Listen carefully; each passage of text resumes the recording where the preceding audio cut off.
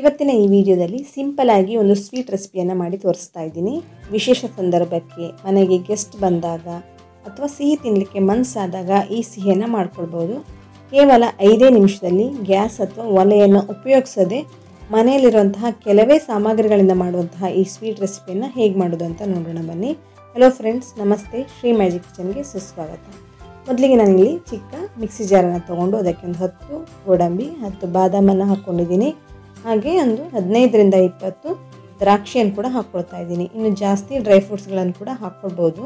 ಇದನ್ನು ನೀವು ತರ್ತರಿಯಾಗಿ ಗ್ರೈಂಡ್ ಮಾಡ್ಕೊಳ್ಬೇಕಾಗತ್ತೆ. ನೋಡಿ, ಈ ರೀತಿ ತರ್ತರಿಯಾಗಿದ್ದರೆ ಸಾಕು, ಜಾಸ್ತಿ ಪೌಡ್ರಾಗಿ ಮಾಡ್ಕೊಳ್ಬೇಕಾಗೇನಿಲ್ಲ.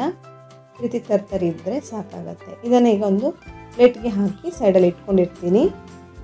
ಈಗ ಇದೇ ಮಿಕ್ಸಿ ಜಾರಿಗೆ ಸುಮಾರು ಅರ್ಧ ಕಪ್ ಆಗೋಷ್ಟು ಸಕ್ಕರೆನ ಹಾಕ್ಕೊಳ್ತಾ ಇದ್ದೀನಿ. ಹಾಗೆ 3 ಏಲಕ್ಕಿಯನ್ನು ಸಿಪ್ಪೆಗೂಡ ಹಾಕಿಬಿಟ್ಟು ಇದನ್ನು ನಯವಾಗಿ ಪೌಡ್ರ್ ಮಾಡಿಕೊಂಡು ಇಟ್ಕೊಂಡಿದ್ದೀನಿ. ಕಾಣಿಸ್ತಿರ್ಬೋದು, ಆದಷ್ಟು ನಯವಾಗಿ ಇರಬೇಕಾಗತ್ತೆ ಈ ಸಕ್ಕರೆ ಪೌಡ್ರು. ಈಗ ಈ ಸಕ್ಕರೆ ಪೌಡ್ರನ್ನು ಒಂದು ಮಿಕ್ಸಿಂಗ್ ಬೌಲ್ಗೆ ಹಾಕ್ಕೊಳ್ತಾ ಇದ್ದೀನಿ. ಕಾಣಿಸ್ತಿರ್ಬೋದು.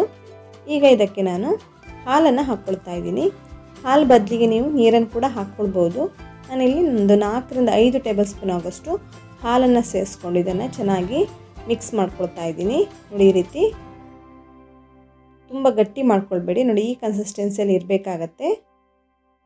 ಈ ರೀತಿ ಇದ್ದರೆ ಸಾಕಾಗತ್ತೆ. ಇದಕ್ಕೀಗ ನಾನು ರೆಡಿ ಮಾಡ್ಕೊಂಡಿರುವಂತಹ ಡ್ರೈ ಫ್ರೂಟ್ಸ್ ಪೌಡ್ರನ್ನು ಸೇರಿಸ್ಕೊಳ್ತಾ ಇದ್ದೀನಿ. ಈ ಡ್ರೈ ಫ್ರೂಟ್ಸ್ ಪೌಡ್ರನ್ನು ಕೂಡ ಚೆನ್ನಾಗಿ ಮಿಕ್ಸ್ ಮಾಡ್ಕೊಳ್ಳಿ. ನಂತರ ಇದಕ್ಕೆ ಸುಮಾರು 1/4 ಕಪ್ ಆಗೋಷ್ಟು ಕೋಕೋನಟ್ ಪೌಡ್ರನ್ನು ಸೇರಿಸ್ಕೊಳ್ತಾ ಇದ್ದೀನಿ. ತೆಂಗಿನಕಾಯಿ ಪೌಡ್ರನ್ನು ಹಾಕ್ಕೊಂಡಿರೋದು ನಾನಿಲ್ಲಿ. ಇದನ್ನು ಕೂಡ ಹಾಗೆ ಚೆನ್ನಾಗಿ ಮಿಕ್ಸ್ ಮಾಡ್ಕೊಂಡು ಇಟ್ಕೊಂಡಿರಿ. ಈ ರೀತಿ ಚೆನ್ನಾಗಿ ಮಿಕ್ಸ್ ಮಾಡ್ಕೊಂಡ ನಂತರ ಈಗ ಇನ್ನೊಂದು ಮಿಕ್ಸಿ ಜಾರ್ಗೆ ಸುಮಾರು ಅರ್ಧ ಕಪ್ ಆಗೋಷ್ಟು ಹುರ್ಗಡ್ಲೆ ಅಥವಾ ಪುಟಾಣಿ ಅಂತೀವಲ್ಲ, ಚಟ್ನಿ ಮಾಡಲಿಕ್ಕೆ ಉಪಯೋಗಿಸೋದು, ಅದನ್ನು ಹಾಕ್ಕೊಂಡಿದ್ದೀನಿ.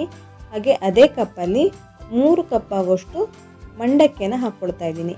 ನೀವು ಯಾವುದೇ ಮಂಡಕ್ಕಿಯನ್ನು ಉಪಯೋಗಿಸ್ಕೊಳ್ಬೋದು, ಆದರೆ ಅದು ಜಾಸ್ತಿ ಉಪ್ಪಿರಬಾರ್ದು. ಕಮ್ಮಿ ಉಪ್ಪಿರುವಂತಹ ಮಂಡಕ್ಕಿಯನ್ನು ಉಪಯೋಗಿಸ್ಕೊಂಡು ಈ ರೀತಿ ಪೌಡ್ರ್ ಮಾಡ್ಕೊಳ್ಬೇಕಾಗತ್ತೆ.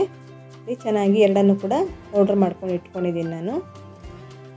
ಈ ರೆಸಿಪಿ ಮಾಡೋದಕ್ಕೆ ಈ ಪೌಡ್ರು ತುಂಬ ನಯವಾಗಿರಬೇಕಾಗತ್ತೆ. ಹಾಗಾಗಿ ಇದನ್ನೊಂದ್ಸಲ ಜರಡಿ ಹಿಡ್ಕೊಳ್ತಾ ಇದ್ದೀನಿ ನಾನು. ನೋಡಿ, ಈ ರೀತಿ ಚೆನ್ನಾಗಿ ಜರಡಿ ಹಿಡ್ಕೊಳ್ಳಿ. ತರ್ತರಿ ಇದ್ರೆಲ್ಲ ಫಿಲ್ಟ್ರ್ ಆಗುತ್ತೆ. ಈ ತರ್ತರಿಯನ್ನು ಇನ್ನೊಂದು ಸಲ ಪೌಡ್ರ್ ಮಾಡಿಕೊಂಡು ಉಪಯೋಗಿಸ್ಕೊಳ್ಬೋದು ನೀವು. ಆದಷ್ಟು ನಯವಾಗಿರಬೇಕಾಗತ್ತೆ ಪೌಡ್ರು. ನೋಡಿ, ಎಲ್ಲವನ್ನು ಕೂಡ ಜರಡಿ ಇಟ್ಕೊಂಡಿದ್ದೀನಿ ಒಂದು ಪ್ಲೇಟಲ್ಲಿ. ಈಗ ಮೊದಲಿಗೆ ರೆಡಿ ಮಾಡ್ಕೊಂಡಂತಹ ಈ ಮಿಶ್ರಣಕ್ಕೆ ಈ ಪೌಡ್ರನ್ನು ಸೇರಿಸ್ಕೊಳ್ತಾ ಇದ್ದೀನಿ. ಇದರಲ್ಲಿ ತೇವಾಂಶ ಇರೋದ್ರಿಂದ ನಾನು ಹಾಲನ್ನು ಅಥವಾ ನೀರನ್ನು ಮೊದಲಿಗೆ ಹಾಕ್ಕೊಳ್ತಾ ಇಲ್ಲ. ಅದೇ ತೇವಾಂಶದಲ್ಲಿ ಚೆನ್ನಾಗಿ ಮಿಕ್ಸ್ ಮಾಡ್ಕೊಳ್ತಾ ಇದ್ದೀನಿ.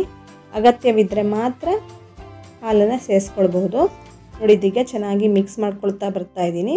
ತುಂಬ ಡ್ರೈ ಇರೋದ್ರಿಂದ ನಾನು ಇದಕ್ಕೆ ಸ್ವಲ್ಪ ಹಾಲನ್ನು ಹಾಕ್ಕೊಳ್ತಾ ಇದ್ದೀನಿ. ನೀವು ಹಾಲು ಅಥವಾ ನೀರನ್ನು ಕೂಡ ಹಾಕ್ಕೊಳ್ಬೋದು. ಬೈಂಡಿಂಗೋಸ್ಕರ ಮಾತ್ರ ನಾನಿಲ್ಲಿ ಹಾಲನ್ನು ಉಪಯೋಗಿಸ್ಕೊಳ್ತಾ ಇರೋದು. ಹಾಲು ಬದಲಿಗೆ ನೀರನ್ನು ಹಾಕ್ಕೊಂಡು ಕೂಡ ಚೆನ್ನಾಗಿ ಕಲಿಸ್ಕೊಳ್ಳಿ. ತುಂಬ ನೀರು ಅಥವಾ ಹಾಲನ್ನು ಸೇರಿಸ್ಕೊಳ್ಬೇಡಿ, ತುಂಬ ನೀರಾಗಿಬಿಡುತ್ತೆ. ಸ್ವಲ್ಪ ಹಾಲನ್ನು ಹಾಕ್ಕೊಂಡು ನೋಡಿ, ಈ ರೀತಿ ಚಪಾತಿ ಹಿಟ್ಟಿನ ಹದಕ್ಕೆ ಚೆನ್ನಾಗಿ ಕಲಿಸ್ಕೊಳ್ಳಿ. ತುಂಬ ಗಟ್ಟಿಯಾಗಿ ಕಲಿಸ್ಕೊಳ್ಳಿಕ್ಕೆ ಹೋಗಬೇಡಿ ಅಥವಾ ತುಂಬ ನೀರಾಗಿ ಕಲಿಸ್ಕೊಳ್ಬೇಡಿ. ಈ ರೀತಿ ಇದ್ದರೆ ಸಾಕಾಗತ್ತೆ. ಚಪಾತಿ ಹಿಟ್ಟಿನ ಹದದಲ್ಲಿ ಚೆನ್ನಾಗಿ ಇದನ್ನು ಕಲಿಸ್ಕೊಂಡು ಇಟ್ಕೊಂಡಿರಿ. ಈಗ ನಾನು ಈ ರೀತಿ ಒಂದು ಪ್ಲಾಸ್ಟಿಕ್ ಡಬ್ಬ ತಗೊಂಡು ಅದಕ್ಕೆ ಬಟರ್ ಪೇಪರನ್ನು ಹಾಕ್ಕೊಂಡು ಇಟ್ಕೊಂಡಿದ್ದೀನಿ. ಹಾಗೆ ಇದರ ಮೇಲ್ಗಡೆ ತುಪ್ಪವನ್ನು ಸೋರಿಟ್ಕೊಳ್ತಾ ಇದ್ದೀನಿ.